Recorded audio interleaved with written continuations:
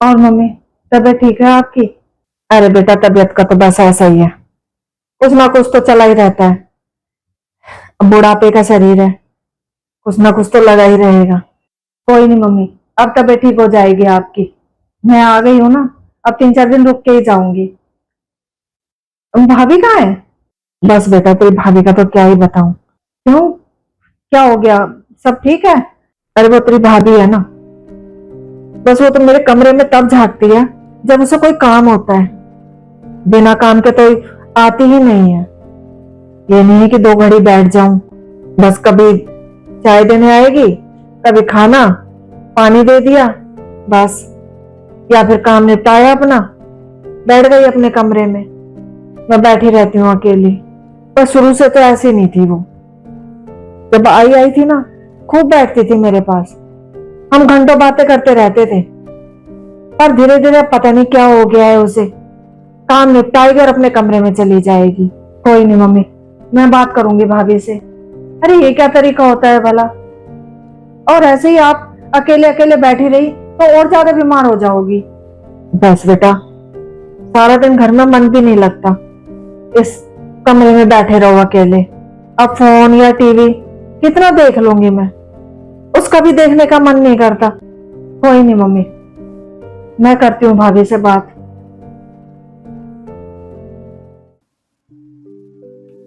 खुशी भाभी।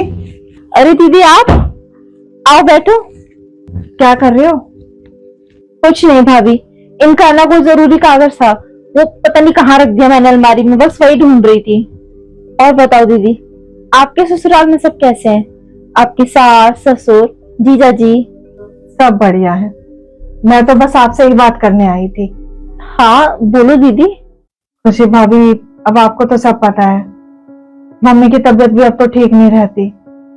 देखो, मैं आपसे बस यही कह रही थी, अगर मम्मी ऐसे ही अकेले रहने लग गई, ऐसे ही अकेले बैठने लग गई ना, तो ये अकेलापन है ना, उन्हें और बीमार कर देगा।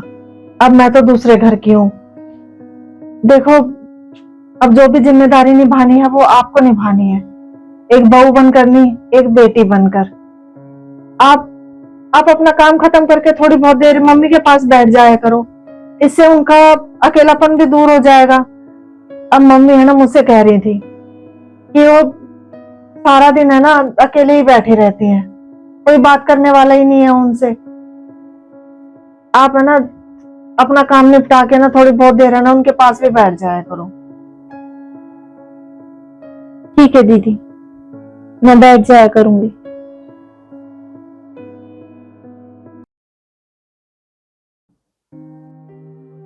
क्या कर रही हो मम्मी जी?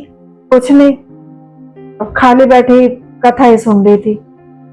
तो बता, कुछ काम था तुझे? नहीं मम्मी जी, बस घर का काम हो गया था तो सोचा कि थोड़ी देर आपके पास ही बैठ जाऊं। इसको जरूर रेनू ने कही होगी यहाँ बैठने के लिए मेरे पास, तभी आई है। वैसे दीदी कहाँ है मम्मी जी? वो उसके सास का फोन आ गया था, वही बात करने गई है बाहर। और बताओ मम्मी जी, कोई नई ताजी? अब गर्मी इतनी हो रही है, बाहर आने जाने के तो है नहीं। अब एसी भी तो नहीं है हमारे घर में। और वो शर्मानी आंटी है ना तेरी, उनके घर में भी नहीं था। और जब उसकी बहू आई ना, तो दहेज में एसी लेकर आई थी। अब आराम से रहती हैं सास बहू। पर हमारे घर में तो, अरे आजकल तो हर माँ बाप अपनी बेटी को ये सुख सुविधा के सामान देते हैं, एसी और ये फ्रिज और ये कितना सामान देते हैं। खैर, हमारी किस्मत में नहीं था तो नहीं मिला। मम्मी, ये क्या कहे जा रही हो तुम भाभी से? अरे आपने ये तो बता दिया मुझे कि भाभी आपके पास नहीं बैठती, पर क्यों नहीं बैठती ये तो नहीं बताया। ले, ऐसा मैंने क्या गलत बोल दिया जो तुम मुझ पे ऐसे बरस रही है? सही तो कह रही हूँ। मम्मी, आपको ये तो दिखता है कि भाभी आपके पास नहीं बैठती, पर इसके पीछे की वजह जानने की कोशिश करी है आपने? क्या मतलब है तेरा? कहना क्या चाहती है? अरे जब बात बात पे इनको ताने दोगी, ऐसे सुनाओगी, तो ऐसा मन करेगा इनका आपके पास बैठने का। आपको बड़ी जल्दी इनकी गलती दिख गई, पर गलत ये नहीं आप हो, गलती सारी आपकी है। अरे मैं भी आपकी बातों में आ गई, पता नहीं इनके बारे में क्या क्या सोच लिया मैंने।